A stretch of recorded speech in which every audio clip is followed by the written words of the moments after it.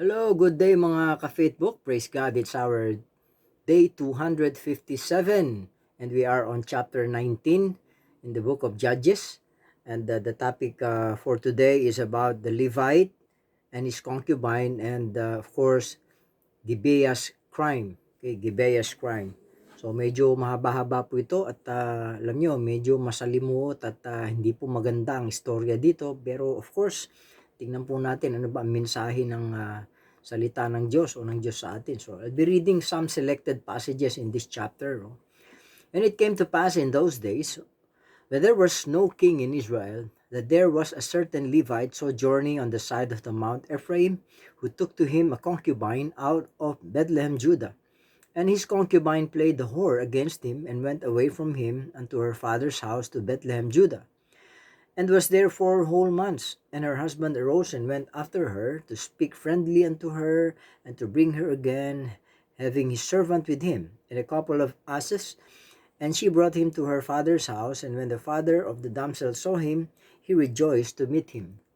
And his father-in-law, the damsel's father, retained him, and he abode with him 3 days. And they did eat and drink, lodged there. And it came to pass on the 4th day, when they arose early in the morning, that he rose up to depart. And the damsel's father said unto his son-in-law, Comfort thine heart with a morsel of bread, and afterward go your way. And they sat down and did eat and drink, and both of them together. For the damsel's father had said unto the man, Be content, I pray thee, and tarry all night. Let thine heart be merry. And they passed on and went their way, and the sun went down upon them when they were by Gibeah, which belongeth to Benjamin. And they turned aside thither to go in to lodge in Gibeah. And when he went in, he sat down in the street of city, for there was no man that took them into his house to lodging. And behold, there came an old man from his work out of the field at even, which was also Mount Ephraim, and he sojourned in Gibeah. But the men of the place were Benjamites. And when he had lifted up his eyes, he saw a wayfaring man in the street of the city. And the old man said, Whither goest thou, and whence thou comest? And he said to him, We are passing from Bethlehem, Judah, toward the side of Mount Ephraim, from thence I am. And I went to Bethlehem, Judah, but I am now going to the house of the Lord. And there is no man that receiveth me to the house. Yet there is but straw and provender for our asses, and there is bread and wine also for me, and for thy handmaid, and for the young man which is with thy servants, and there is no want of anything. And the old man said, Peace be with thee, howsoever, let all thy wants lie upon me, only lodge not in the street. Now as they were making their hearts merry, behold, the men of the city, certain sons of Belial, beset the house round about, and beat at the door, and spake to the master's house. And the old man saying, Bring forth the man that came into thine house, that we may know him. And the master of the house, went out unto them, and said unto them, Nay, my brethren, nay, I pray you, do not so wickedly, seeing that this man is come to my house, and do not this folly. But the men would not hearken to him, so the man took his concubine, and brought her forth unto them. And they knew her, and abused her all the night until the morning. And when the day began to spring, they let her go. Then came the woman in the dawning of the day, and fell down in the doorman's house where the Lord was, till it was light. And her Lord rose up in the morning, and opened the doors of the house, and went out to go his way. And behold, the woman, his concubine, was fallen down at the door of the house, and her hands were upon the threshold. And he said unto her, Up, let us be going. But none answered. Then the man took her up upon an ass, and the man rose up and got into the place. And when he was come into his house, he took a knife, and laid hold on his concubine, and divided her, together with her bones, into 12 pieces, and sent her into all the coast of Israel. And it was so that all that saw it said, There was no such deed done or seen from the day that the children of Israel came up out of the land of Egypt unto this day. Consider of it, take advice, and speak your minds. Okay, so tignan po natin nung araw po, in this sense, in the Old Testament times, pansin po natin, um, yung concubine po nung araw na tawag nila ay isang legal na mistress. Okay? O ika nga, hindi lang yung kumbaga pangalawang asawa o pangatlo, no? At alam niyo, many prominent men in the Old Testament, marami pong mga prominenteng tao. Halimbawa po, sila Abraham, sila Jacob, si Caleb, si Saul, si David, Solomon, si Rehoboam. Okay. Pero alam niyo po ba na we never see this kind of family life blessed by God. Hindi po natin nakita yung family, hindi po yung individual, but the family parang hindi na bless, hindi bine-bless ni Lord, no? Kasi nga concubine, ano? So, in the New Testament, malinaw po sinasabi ng Panginoon in Matthew 19, okay? Matthew 19 verses 4 to 6 na each man is to be one woman man dapat, ano? At sabi nung sa Titus, 1 Timothy 3:2, sabi, yung lalaki dapat ay one woman man. Isa lang ang kanyang dapat na asawa. And in Matthew 19 nga sabi, no, na a woman, okay, one man and one woman to be one flesh forever. Sabihin, pinag-isa ng Diyos. So, isa lang. Okay. Now, ito po ngayon ang kwento, no? Isang Levita po na, of course, meron siyang concubine na nagkasala ng adultery. Okay, nangalon niya. Pero hinanap niya ito. At kinuha niya ulit, binalik niya. Pero of course, kahit ginawa niya yun, hindi pa rin naging tapat yun sa kanya, no? So ito yung isang halimbawa po, no? So here the Levite is an example of how an spouse would act when there is adultery, no? Though she broke the bond between them, he worked hard to bring the relationship back together and succeeded. Nagtagumpay naman to Levita, nabawi niya ulit, nakuha niya ulit. Sabihin natin, siguro pinatawad niya kahit nagkasala. At ito yung halimbawa na rin po, tayo nga po, no, na makasalanan, hindi tayo, kumbaga, nangalo niya rin tayo, meron tayong ibang Diyos na sa buhay natin before, nung hindi pa tayo nakakakilala. Hindi siya yung kinilala nating Diyos, namuhay tayo sa sarili natin, mga Diyos-Diyosan, okay? Pero pinatawad tayo at pinapanumbalik tayo sa magitan ng kamatayan ni Kristo sa krus. Okay, tayo ay tinanggap niyang muli. So pag-uwi po, returning home, the Levite and the concubine decide to spend the night in Gibeah. Nagdesisyon po itong dalawa na to na doon sa Gibeah manahan, no? So, the Levite and his concubine considered a pagan town too dangerous. So they went therefore on to Gibeah, city of Israel. Kasi parang napansin nila mukhang delikado dun sa lugar na kinalalagyan nila. So nagdesisyon sila, dun tayo sa Gibeah. Sa tingin nila mukhang safe, no? So nagpunta sila doon. Pag-aakala nila na mas safe doon. So, ngayon, pagdating nila doon, problema, walang tumanggap sa kanila, wala silang matuluyan, okay? Homeless, no? Hanggang sa mayroong isang matanda, isang Ephraimite din, no? Nakita sila at sila ay pinatuloy. So, ibig sabihin, yung inaakala nila sa lugar, wala nagpatuloy eh. So, walang pakialam. Mga tao pala, wala palang pakialam. Hindi pala mga hospitality, kundi mga walang pakialam yung pala doon, no?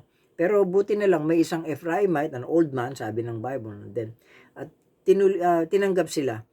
So the only person to extend hospitality to the Levite and his concubine was a man from their own region. Parang sabihin natin, kababayan din pala nila ito. But none of the native people of Gibeah cared for the strangers in their midst. Itong mga taga Gibeah pala, pag may mga dayo, wala silang pakialam dyan, hindi nila iniestima. Ayan, wala silang pakialam. So, yun po, no? And now, doon sa Gibeah, hindi lang yan. The people there, the perversion, okay? Perversion. So, yung mga sexually, okay? Immoral, mga sabihin natin, mga manyak siguro ito, mga perversion of Gibeah, no? Yung palang mga tao na yun. So, dinescribe nga ito ng isang author, si Clark, no? Dinescribe ni Clark ito na Gibeah's sinful men as rascals, mga miscreants of deepest dye, worse than brutes, okay? Being compound of beast and devil, inseparably blended. Grabe itong mga pag-describe nitong si Clark, no? Mga rascals, okay? Compound of beast and devil, inseparably. Talagang mga kwento, makasalanan talaga. Imagine, no? So, centuries later, no, ang Israel po, hindi na nakalimutan yung krimen na nangyari doon sa Gibeah. Kasi nga, yung tinuluyan nilang bahay na pinatuloy sila, biglang ito ngayon yung mga Gibeah, mga taga-Gibeah tao, pilit pinalalabas yung mga para sa isang, alam nyo na, para isang sexual na gawain. So, hindi pumayag yung matanda, kaya binigay nito yung kanyang concubine, yung babae. Grabe, magdamag, inabuso nila ito. Pinasi, inabuso nila to the point na pagting ng umaga, lupay-pay yung babae, in short, namatay po yung babae.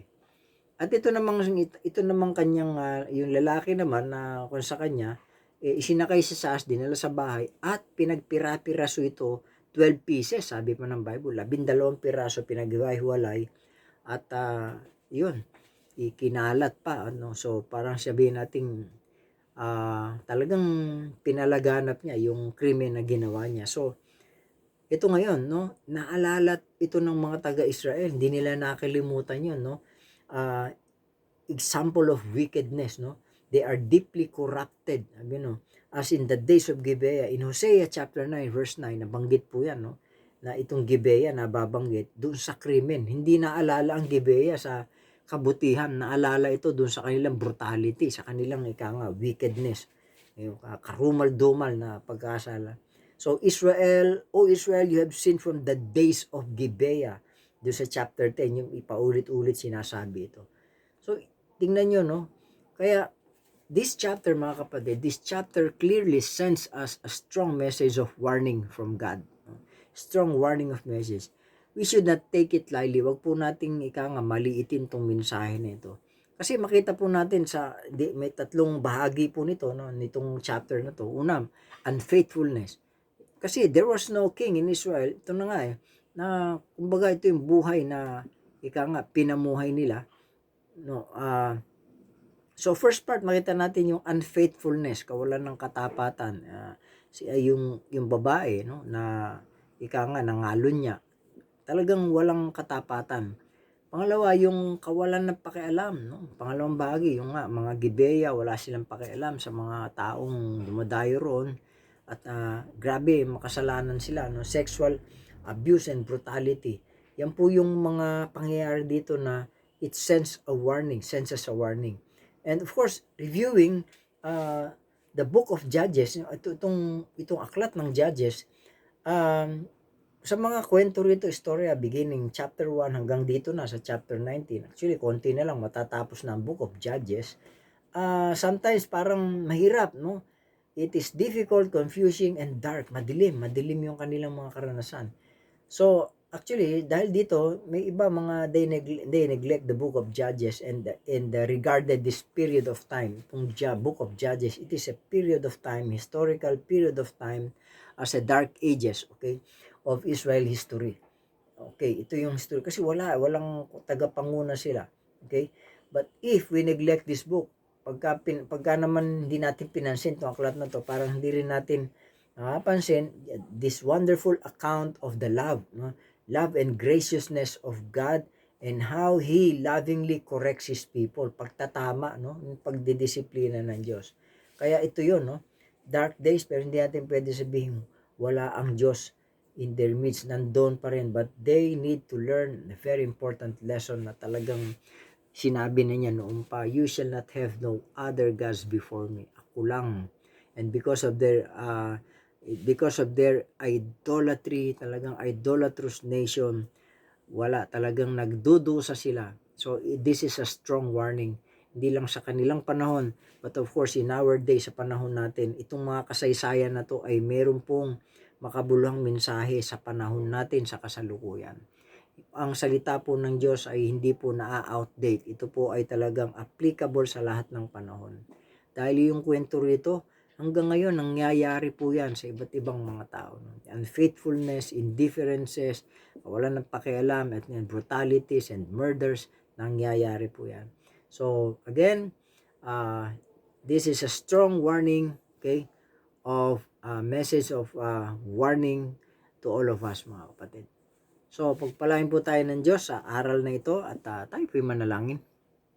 Manaming Diyos na dakila, muli po ay aming isapuso ang mga kwentong ito in the past na mga totoong kaganapan na nangyari sa bansang Israel na kapulutan namin ng aral at babala sa amin na kami po ay patuloy na ikaw lamang ang aming Diyos at huwag naming mapabayaan na kami po ay mahulog sa anumang mga impluensya ng kasalanan. Kaya sa iyo po, Ama, tinataas ko po ang panalangin ito at patuloy namin tinitiwala ang aming mga pangailangan sa araw-araw, ang pag-iingat mo sa amin sa maghapon at iyong gabay. Dakilang Diyos, muli, ang lahat na ito ay aming dalangin, sasalamatan sa pangalan ni Jesus. Amen. God bless po, mga kapatid.